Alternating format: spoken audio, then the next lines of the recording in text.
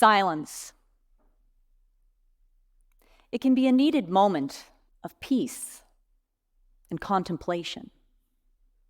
But what happens when silence becomes a barrier? A barrier that muffles the voice of truth, of advocacy, of change. Speak up.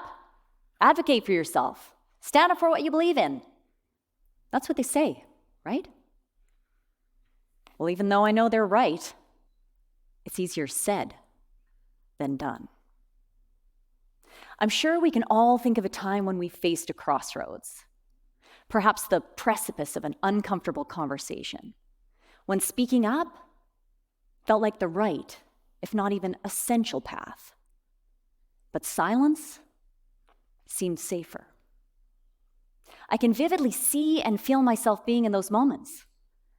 Times when I stood red-faced, embarrassed or offended, frustrated or angry, with a sinking feeling in my stomach, unable to find my voice, and unsure if I had the courage, confidence, or will to face the difficult conversation before me. Sound familiar? We're not alone. Research from VitalSmarts, a global leader in organizational performance and leadership, tells us people would rather quit their jobs than address a challenging situation. In this post-pandemic time, with baby boomers retiring and a wave of quiet resignation upon us, the world seems to be working short-staffed. Now, I'm a nurse and have worked in healthcare leadership for a long time. And I'm here to tell you, in this profession, we can't risk losing anyone, especially not for the reason of avoiding a challenging conversation. In a world where we are experiencing increasingly rapid cycles of change, we can expect difficult conversations, particularly in the workplace, to happen more often than ever before. Moments such as sharing feedback, identifying mistakes, or calling out disrespect.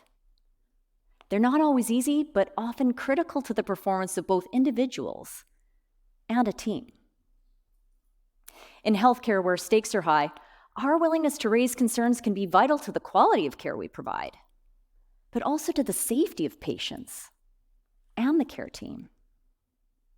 In fact, research also tells us that when we do speak up, we experience more job satisfaction, increased team morale, and in my world, support better patient outcomes. I've experienced this for myself. Now, I don't have all the answers, and I don't always get it right. In fact, I make a mess of it sometimes. But often I've found it's a bit like cardio or weightlifting. Well, we feel a bit vulnerable at the time. With practice, we start to experience the benefits. It gets easier, and we get better at it.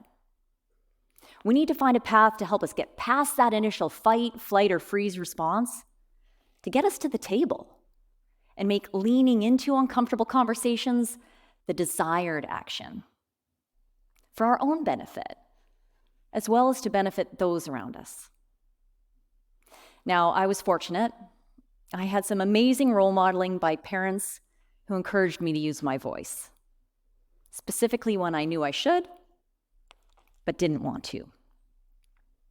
My mom, an intensive care nurse for many years, had a special ability to address tough topics, traumas, embarrassing bodily functions, or sharing critical feedback.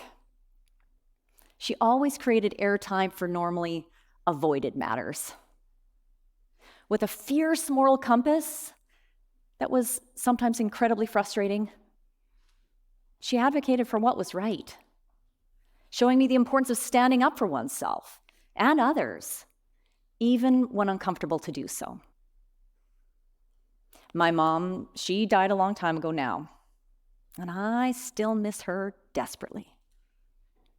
Something I think I miss the most, though, is her always knowing the right thing to do and the way she guided me with that moral compass.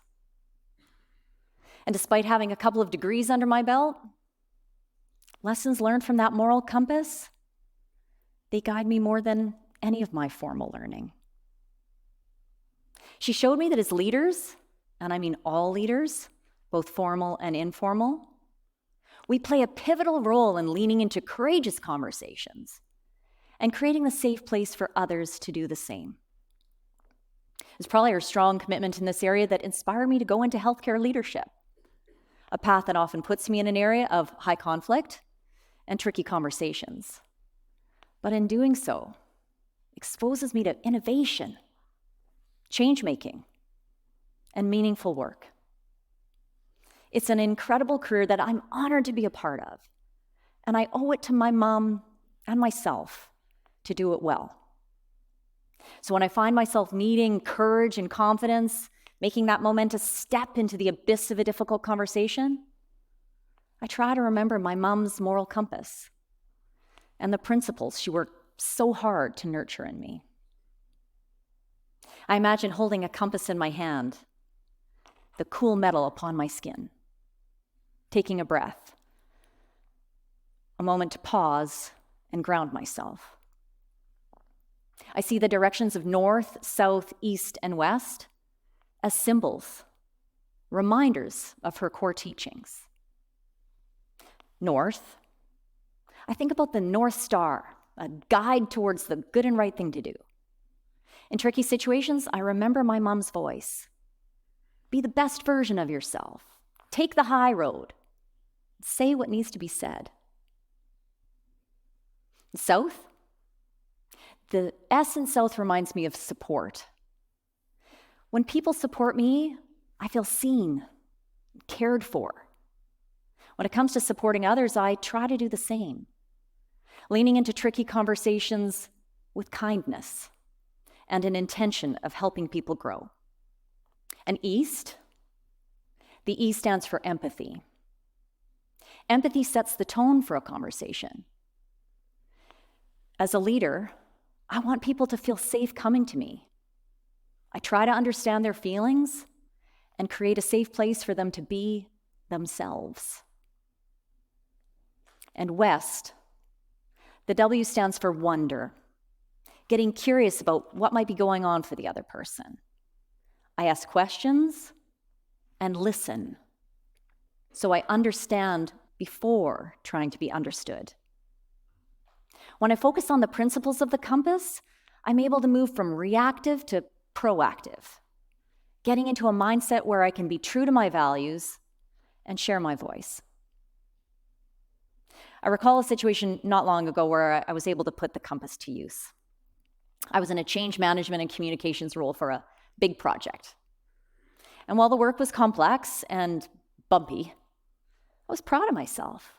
I was writing good stuff, inspiring hearts and minds, or so I thought.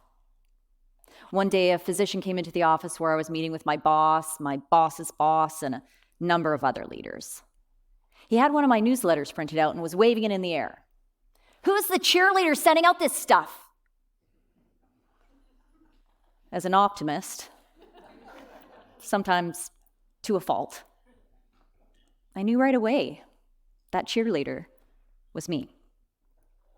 While I was embarrassed, I had a split second to decide. Stay silent or speak up. The compass came in handy in that moment. North Star. What was the good and right thing to do? Well, I needed to own my work, take the feedback. So I said, that would be me. He lowered his arm and said, "Well, this is too positive, not an accurate representation of what we're going through." While still defensive, I remembered support and empathy. I wanted to create a safe place where he could feel seen and heard. So I suggested we sit down together so I could better understand his concerns. Next step, wonder. We went to his office and I asked curious questions. And over some tea, he told me his story. He got out a red pen and circled the 9 times I'd mentioned something positive in that article. I acknowledged. It's too many, understandably devaluing.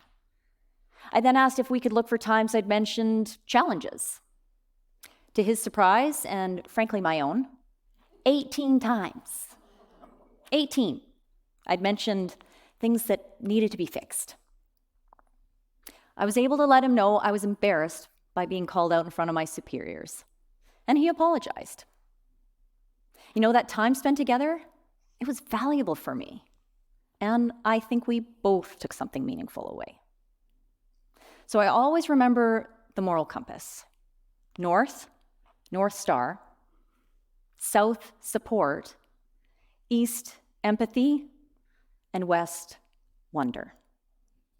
I know when I'm true to my compass, I'm courageous, confident, the person I want to be, and I think the daughter my parents would be proud of. And with my husband and our 2 daughters, I get the chance to pay it forward. So I hope you'll join me in leaning into tricky conversations, not only finding our voices, but understanding the imperative to use them. Stand up against the wrong, champion the right, and be the voice for those who cannot speak for themselves. No matter how shaky or unsure, we can be a powerful instrument of change and advocacy, leaving all people involved stronger as a result. Thank you.